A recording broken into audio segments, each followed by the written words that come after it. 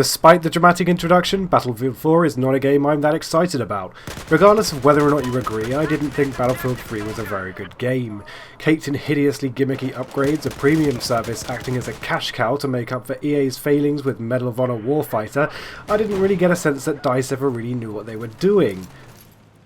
There was never any sense of consistency regarding weapons balancing, and performance issues such as rubber banding plagued the release for quite some time. Battlelog made it difficult for international teams with players to get into the game, a problem that still might remain, and the subsequent DLC packs which were released weren't so much value for money as they were a breath of fresh air from the original piss-poor maps for PC. Karkan was something of an effort to sort their shit out, but followed by Close Quarters, which undid basically everything we wanted, we were pigeonholed back into tiny maps with teams too big for their sizes, just because the game switched development from primary PC to consoles about halfway through its course.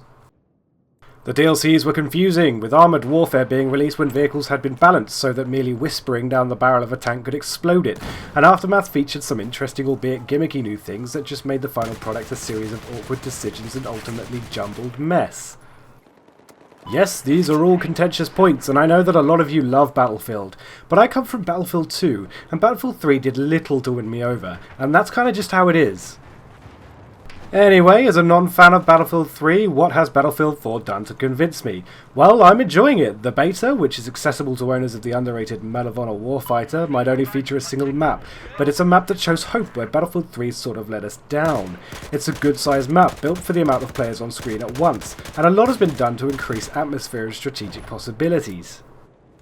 Flying helicopters between the skyscrapers of Shanghai, or jet skiing around the peripheries to outflank the enemy, or fighting in one of the many explorable buildings and towers are all steps forward. This makes the game more a four-dimensional war. It's not troops on the ground, campers on the top of buildings, and there are layers and layers of enemies at every level. True, if this were a smaller map it'll make it very difficult to move anywhere, but the distribution of checkpoints and the maximum player count makes this the perfect mix of size versus units.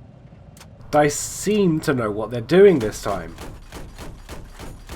That said, and despite popular opinion, I still feel like I'm playing a sloppily thrown together console port.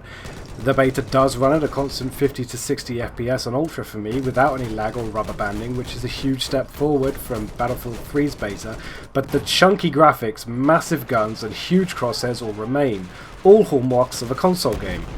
Everything could use a few more polys, and although once again they've done their best to mask it with about a gazillion post-processing effects, every time I start it up it serves as a reminder that the consoles are winning the money war. You still can't help but wonder how the game would look, or more importantly feel, if it were made for PC. I'm not a fan of the chunkiness, and it's something I'd hoped they'd leave behind in bad company, but they never did. Still, there's improvement here where improvement was needed. The problem is, I know that I'm enjoying this more than Battlefield 3 for one very important reason. No one has upgrades yet. When people had unlocked everything, shit like IR scopes, it made everyone else feel like they had to have them too to succeed.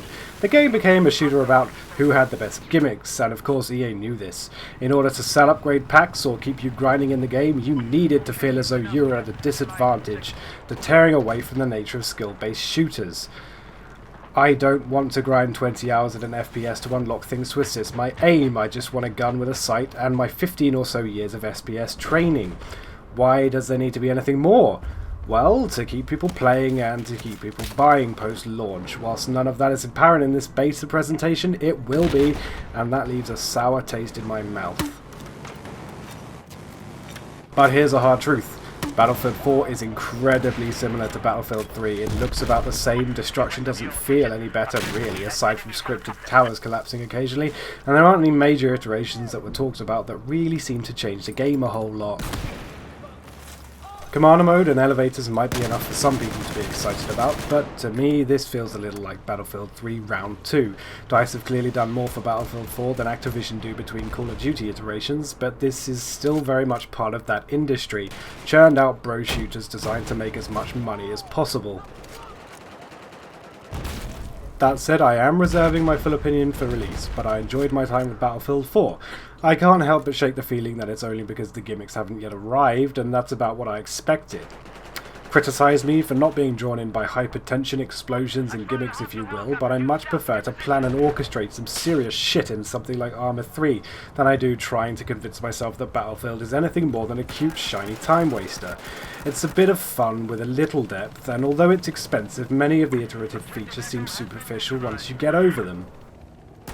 Battlefield 4 fans will no doubt eat this up for breakfast, but if you weren't a fan of Battlefield 3, then all I can really say is that Battlefield 4 offers an improved dynamic over anything else. Whether that'll convince you or not is entirely up to you. A lot of you are starting to ask, is Battlefield 4 too similar to Battlefield 3? And I guess over the course of the next few months, that's what we're going to find out.